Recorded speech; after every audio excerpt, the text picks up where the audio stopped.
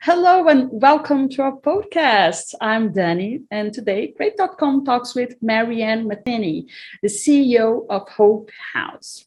If you haven't heard of it yet, Hope House works in the Kansas City area to break the cycle of domestic violence by providing safe refuge and supportive services that educate and empower those impacted by domestic violence.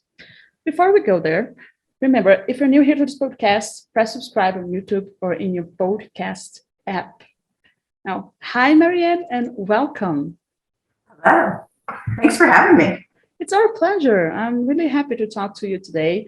And I really want to begin by knowing more about your history and the organization's history as well. How did it all begin? How did you end up working there?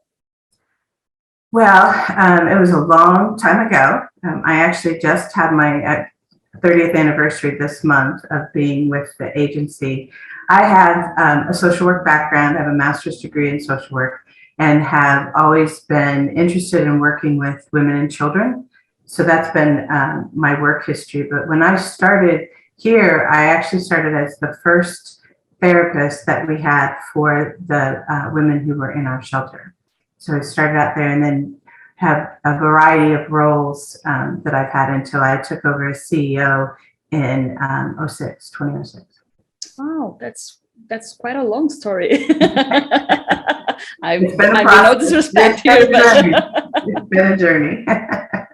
yeah, but I mean, I kept thinking that you must have seen a lot of things and have experienced many different scenarios. And that brings me to something that I really want to address today, that is try to understand exactly what entails and what is inside domestic violence. Because I don't know if all of us truly know what could qualify as that. So can you provide us just some insight into this? Sure. Well, the definition of domestic violence is really there's an imbalance of power in a relationship. So domestic violence is about power and control.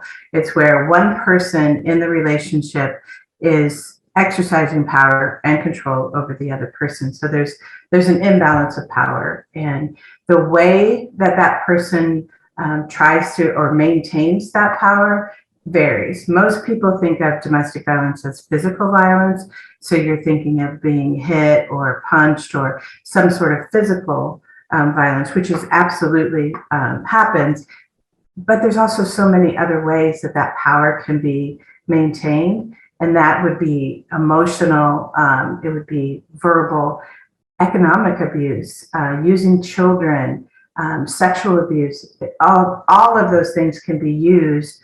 One of the other things that we're starting to see now is electronic means, as we become more and more dependent on computers and phones. There's so many ways then that somebody could use those avenues to maintain control over someone else. So when I think about it, you don't have to be married. You don't have to have children together. It happens when people are dating. It happens in marriage relationships, and it happens after separation and after the relationship, the person has left.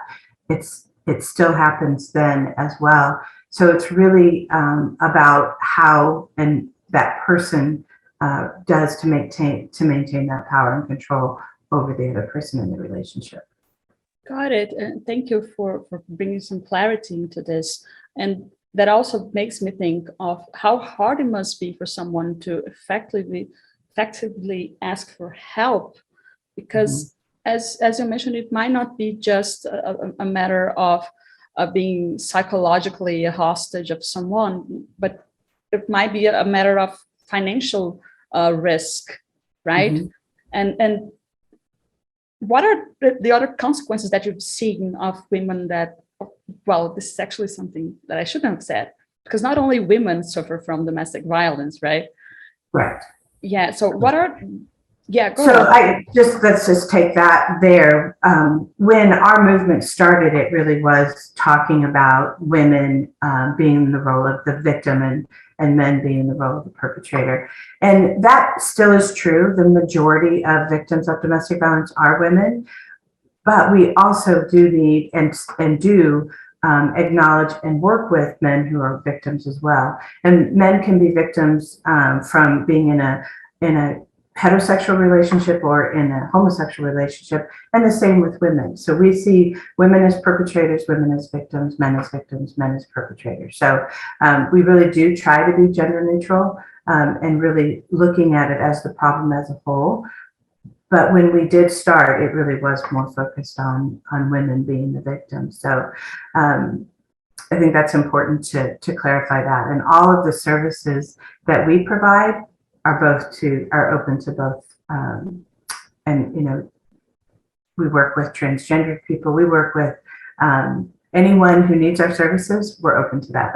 We really want to make sure that we are addressing the issue where it's happening to people and the people who need it the most. Well, absolutely, absolutely. And speaking of this, what is the kind of help that you're providing right now to the victims?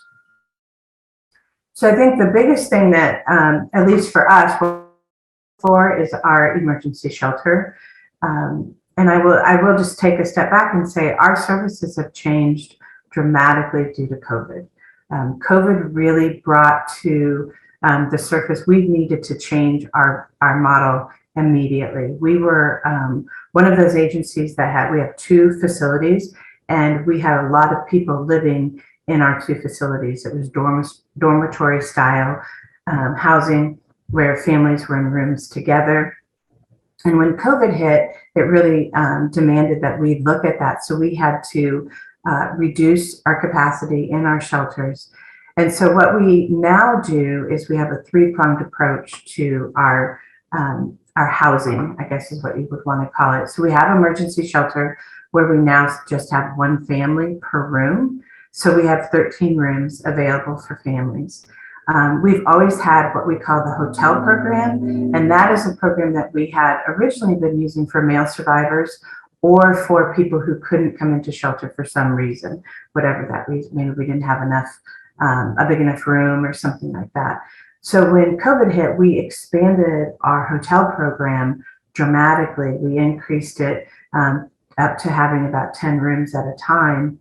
And then we also were able to start using our dollars from our donors in a little bit of a different way. And we now have more flexibility to provide assistance. So we are working with people we are actually bypassing the need for them to come into shelter because we have some dollars available that we can help them with what they would need to stay in their own home or get into another home rather quickly. So depending on where a person is in their process, where they are in their journey, would help to decide whether shelter was the right option, the hotel, or maybe they just need a little bit to help them get into their own home. Once they're there, no matter which program they go into, we provide case management services. We have therapy services for both the adults and for children. And then we can work with them to help them set their goals. So we provide case managers who will help people decide what are your strengths, what are your areas of need, and then they can set goals around what it is that they want to accomplish while they're with us. So in addition to that, we also have a large, what we call a court advocacy program. So we help people who are going through that court process. So they're either getting an order of protection or they're there as the victim in a case that's going to trial. So we can help them walk through that process. Then we have 3 contract attorneys that help our clients with civil issues. So they're doing orders of protection, divorces, child custody, those kinds of things. They don't do criminal work if that were to be an issue.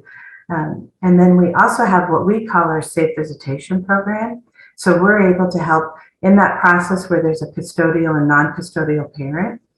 When you have domestic violence, that exchange of children is an extremely dangerous time because it can be used to abuse that person when they're in the process of exchanging the kids. So we have a program where the parents don't interact. Staff take the children, they leave at different times, they arrive at different times. So there's no opportunity to stalk or follow or anything like that. And then we're also able to provide supervision during visits for those non-custodial parents who the judge has said, based on your behavior, you cannot be with your children without somebody supervising that. So we're able to provide that supervision, which provides an opportunity for those children to be safe during that visit. And then hopefully they could work on repairing that relationship with that non-custodial parent. And we also work with the hospitals, so we will respond out to hospitals as they come across people who are victims and want some services. We're able to provide that as well. So our therapy is for both people in our housing program as well as in our outreach program. So we try to, our goal is to meet people where they are, and we really acknowledge that not everybody needs shelter. And so we hope that with all of those services that we're providing, that we're connecting with people where they are in their process and can help them, hopefully help them reach their goals. Oh, this is actually a pretty good net, let's put it that way, of getting more people in safe places in connection, right? And I was quite interested about this hospital partnership. I think it's called Bridge Span, right? The program that you have. Right. Because it's hard sometimes to, fully identify a situation where someone needs help, just by looking at them. But sometimes if you go to a hospital to seek for help, even if with the interactions, right, it can be spotted. So. Right. And we're working with those professionals to help them ask the right questions so they can identify and make sure that those people that they are identifying, because they're not necessarily coming in and saying, my husband or my boyfriend or my girlfriend, my partner, beat me. They're coming in and saying, I fell down the stairs, or I ran into the wall, not necessarily being open about what brought them into a hospital in the first place. We also can connect with people if they're coming in through like a clinic. Maybe they're coming in through the OBGYN clinic or some other clinic where those professionals can connect with them and help make those connections back to us as well. Wow, wonderful. Yeah, and for everyone listening, I ask you to go to their website if you want to know more about the projects that they have. The website is hopehouse.net, N-E-T. You can get a lot of information there. And one other important thing that I need to ask you, and that people can do on your website, is ask for help if they are in a dangerous situation, or if they're feeling insecure. But what are the best ways to get this help overall? What would you say, Marianne? Well, we have a 24-hour hotline, so that is really the most available way to reach us, is to call that. We have staff that answer that 24 hours a day. We respond out to people through our various programs. We have on-call advocates, working therapists, so that if somebody is in need, we work with the hospital, as I said, we work with law enforcement. Our goal is to, again, reach people where they are. So our hotline is one of the best ways. I think one of the really nice things about where we are in the Kansas City, Missouri metro area, and there are other programs in our area, and we work very closely with them as well. So no matter where you are in our metro area, we feel like we have a good safety net to try to help. But we will take people and talk to people no matter where they are. So the hotline is a great place to, if you need to get in services, but it's a great place to talk. A lot of people that first start talking about domestic violence don't necessarily identify that they need services or that it applies to them. It's often that we hear, well, I never got hit, or they pushed me down the stairs but never punched me, or they slapped but they never used their fist. So people don't always recognize that we might be able to be of service to them. And it's really important for people to know that just because you call, whether you're calling us or another domestic violence agency, it doesn't mean you have to commit to anything. You don't even have to give your name. You can just call, ask your questions, get the support that you need, get some resources to help you figure out what your next steps can be. That's our goal, is to just make sure that people know we're here and that we can offer services, but it doesn't mean that you have to come into services in order to utilize our hotline. I think that's really key. And it's great to know that. And that I hope that if anyone actually knows someone also in situations like this, they can get in touch. It's really important sometimes. But then one thing that I need to ask you also is, you mentioned in the beginning of this interview that it's been quite a journey, right? And to make it all happen, you must have helped a lot of people joining the cause and helping you keep going, right? So this is one very important question I need to ask you today also. What are the best ways for the general public to help you in this fight, to help you keep going? I think there's a couple of ways. I think one of the ways, we have a need every day for dollars to help us run we have almost a $7 million budget that we're raising every year. So the continue to provide the services at the level that we are, and to even grow, we need donations. So that would be one. But we also want to connect with people who have services to offer or who want to do things. We love working with the community that want to do a drive for us, or put on an event and we're the beneficiaries, or do a collection of toilet paper, paper towels, or food, whatever. We love to connect with people in that way, because the more that we can get the word out about who we are and how we can help, that means that there are that many more people who need to reach us can reach us. So our website, as you mentioned, has a wide variety of ways that people can connect, whether they want to do some sort of volunteer project, or they want to help us with an event, or they want to give us dollars. So that would be the best way to connect is through that website. That's great. And I'm glad that you mentioned the possibility of companies, big and small business helping out, because sometimes you forget how useful that could be. And, the partnerships are always welcome. Right. I mean, it doesn't matter really where people are. That doesn't, just because we connect with businesses, with individuals, churches, because that's where people go. So wherever people are going, 1 in 3 women will at some point in their life be a victim of domestic violence. That's just the stat that's out there for us. That's a lot of people. That's a lot of people. And I think the last one I read was like 1 in 14 men. So, I mean, it's happening all the time, every day. 3 women die in our country every day due to domestic violence. That number is staggering, and it's really, that's what keeps me going, because I know that as long as we continue to have domestic violence, our work is needed, and we need to make sure that we're here so we can help people. I do hope that people that listen to this episode today reach out to help in any way they can.